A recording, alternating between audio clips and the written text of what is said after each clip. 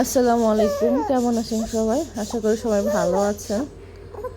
তো এটা হচ্ছে 17 রমজানের ব্লগ।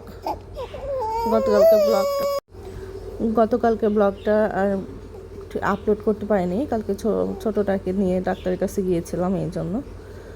তো এই যে আমি গতকালকে সেহরির জন্য ডাটা আলু দিয়ে তরকারি রান্না করেছিলাম, রুই মাছ দিয়ে, সেটাই এখানে করছি। আবার আঞ্জার বাবা সবজি ছিল না, বাজার থেকে সবজি নিয়ে আসতে ডরিন আঞ্জার সহ গিয়েছিল। তো ডরিন এখানে আমাকে হেল্প করছে, সবজিগুলো ফ্রিজে রেখে দিচ্ছে। এটা দেখে মনে হচ্ছিলো মাশাআল্লাহ আমার কষ্টের দিন শেষ, আমার মেয়েটা বড় হয়ে গেছে, এখন আমাকে হেল্প করার জন্য একজন আছে, আমাকে একা কষ্ট করে সব করতে হবে না। আর এইদিকে আঞ্জা দাঁড়ায় দাঁড়ায় দেখছিল।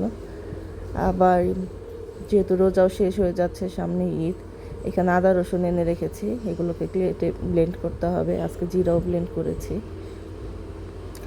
তো এই যে তরকারিটা বসিয়ে দিয়েছি ঝোল দিয়ে, ঝোলটা এখনও বলক আসেনি। ঝোলটা একটু বলক আসলেই আমি এখানে ঝোলে মাছগুলো দিয়ে দেব। অবশ্য আজকে তেমন একটা ঝামেলা নেই ইফতারে, এই জন্য ধীরে সুস্থে একটু রান্না বান্না করছে। আর এদিকে যে চিকেন রেখে দিয়েছি, চিকেন দিয়ে আজকে খিচুড়ি রান্না করব। এটা হবে আজকে ইফতার, চিকেন খিচুড়ি। এদিকে খিচুড়িটা বসিয়ে দিয়ে আমি এই যে একটু ফল কেটে নিয়ে আসছি। আঞ্জারের বাবা বাইরে যেয়ে আবার জিলাপি নিয়ে আসছে, শরবত গুলিয়েছি। এটাই হচ্ছে আজকে সিম্পল ইফতারি। এই যে আপনাদের সাথে কথা বলতে বলতে আমার খিচুড়ি রান্নাটাও শেষ।